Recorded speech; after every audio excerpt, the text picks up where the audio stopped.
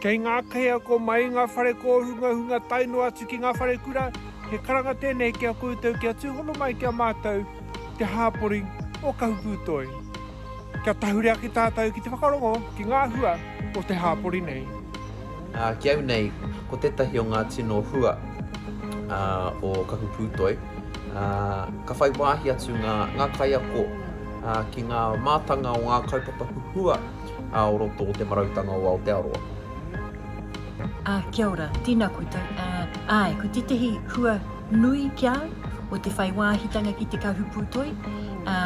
Mena he kaiako koe pēnei i au. Ka haere atu au ki reira ngā kōrero, ngā whakaaro o etahi atu o he hiki ngā wairua tērā.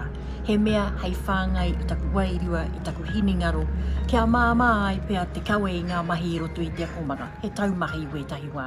Nā reira, koina tētahi hua nui ki au, he mea hiki i te wairua. Kia ora.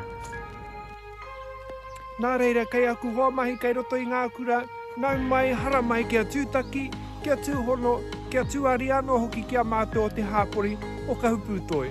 Mauri ora kia tātou.